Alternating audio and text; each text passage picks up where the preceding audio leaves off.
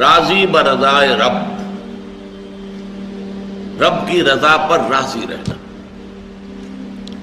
یہ بات کہ جو بھی کچھ ہوا یا ہوگا وہ اذن رب کے بغیر نہ ہوا ہے نہ ہو سکتا ہے. یہ تو ایمان کا منطقی تقاضا ہے. یہاں پتہ تک نہیں ہلتا جب تک کہ اللہ کی اجازت نہ ہو، اذن نہ ہو. تو جو کچھ ہوا اللہ کی اجازت سے ہوا، خواہ اس میں درمیان میں کتنے ہی عوامل آ گئے. کسی نے اٹھا کر آپ کو پتھر مارا، لیکن یہ پتھر آپ کو نہیں لگ سکتا تھا اگر اللہ نہ چاہتا. پتھر مارنے والے کا عمل اپنی جگہ ہے، لیکن آپ کو اس پتھر کا لگ جانا جو ہے یہ بغیر اذن رب نہیں ہے.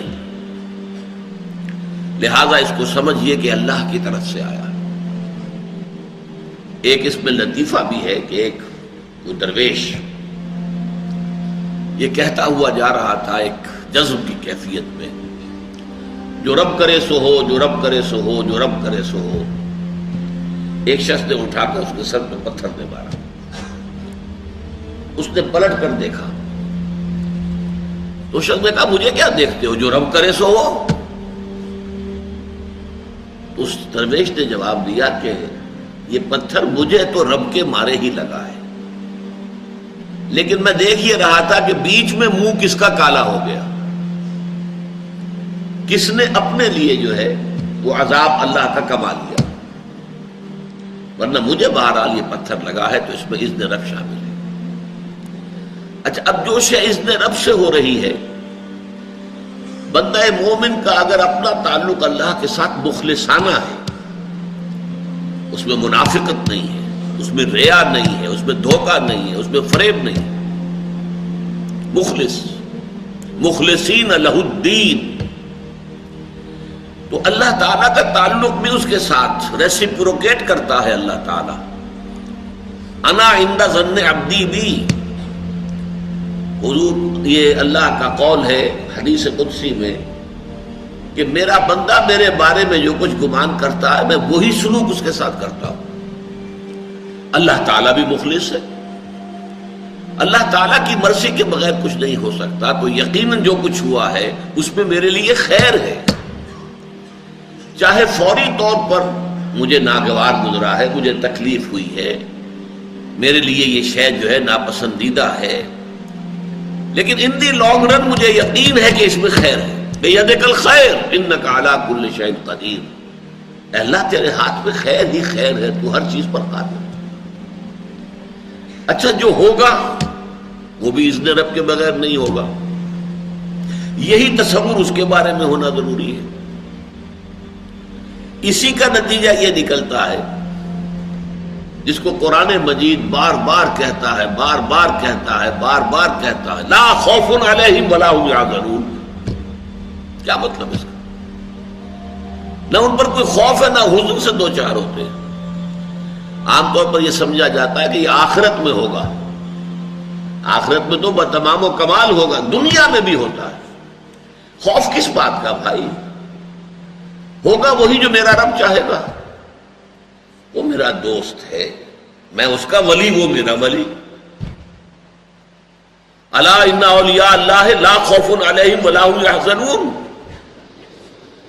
جو اللہ کے ولی ہوتے ہیں، اللہ کے دوست ہوتے ہیں، ان کے نہ کوئی خوف ہوتا نہ حزن ہوتا. خوف کس بات کا؟ ہوگا وہ جو اللہ چاہے گا، اور جو کچھ اللہ چاہے گا اس میں کوئی نہ کوئی خیر ہوگا، چاہے فوری طور پر مجھے نظر نہ آئے. قرآن کہتا ہے سورہ بقرہ میں عسیٰ ان تکرہوا شیئا وہو خیر لکم وعسیٰ ان تحبوا شیئا وہو شر لکم. عین ممکن ہے کہ تم کسی چیز کو ناپسند کرو درحالے کہ اسی میں تمہارے لیے خیر ہو، اور عین ممکن ہے کہ تم کسی چیز کو پسند کرو درحالے کہ اس میں تمہارے لیے شر ہو. اللہ یعلم وانتم لا تعلمون. اللہ جانتا ہے، تم نہیں جانتے. تم افعال و اعمال و احوال و واقعات کے ظاہر کو دیکھتے ہو، اس سے متاثر ہو جاتے ہو. اس کے پردے میں کیا مشیت ازدی ہے، کیا ارادہ خداوندی ہے، اس کے پشت پر کیا چیز ہے جو اللہ تعالیٰ کو مطلوب ہے، یہ ہمیں نظر نہیں آتا. We are short sighted. ہماری نگاہ جو ہے بس کچھ دور تک جاتی ہے، اس سے آگے نہیں جاتی. لہذا افعال و اعمال و احوال و واقعات کے صرف ظاہر پر ہماری نگاہ ہے، باطن پر تو ہے ہی نہیں. لہذا ہم اس سے متاثر ہوتے ہیں. تو در حقیقت ایمان کا حاصل الا ان اولیاء اللہ لا خوف علیہم ولا هم یحزنون. اللہ کے دوستوں پر نہ کوئی حزن ہے نہ خوف ہے، کوئی سوال ہی پیدا نہیں ہوتا. اسی طریقے سے قرآن مجید جو ہے بلند ترین مقام جو انسان کا ہو سکتا ہے، اس کی تعبیر کے لیے الفاظ استعمال کرتا ہے رضی اللہ عنہم ورضوا عنہ. اللہ ان سے راضی ہو گیا، وہ اللہ سے راضی ہو گئے. یہ باہمی رضامندی ہے، دو طرفہ. دو طرفہ اللہ کے ساتھ تعلق ہوتا ہے، دو طرفہ تعلق ہوتا ہے. تم اللہ سے محبت کرو گے، اللہ تم سے محبت کرے. تم اللہ کے ساتھ مخلص ہوگے، اللہ تعالیٰ تمہیں واقعتاً اپنا مخلص بندہ بنا لے گا. تم اللہ کی طرف چل کر آؤ گے، اللہ تمہاری طرف دوڑ کر آئے گا. تم بارش برآؤ گے، اللہ ہاتھ بڑھائے گا. تم اسے محفل میں یاد کرو گے، اللہ اس سے کہیں بہتر محفل میں تمہارا تذکرہ کرے گا، ملائکہ مقربین کی محفل میں. تم اللہ کو اپنے دل میں یاد کرو گے، اللہ اپنے جی میں تمہیں یاد کرے گا. یہ دو طرفہ معاملہ ہے. تم اللہ کی مدد کرو گے، اللہ تمہاری مدد کرے گا. ان تنصروا اللہ ینصرکم ویثبت اقدامکم. اگر تم اللہ کی مدد کرو گے، اللہ کی مدد سے مراد کیا؟ اللہ کے دین کی مدد، اس کی نصرت. اللہ تمہاری مدد کرے.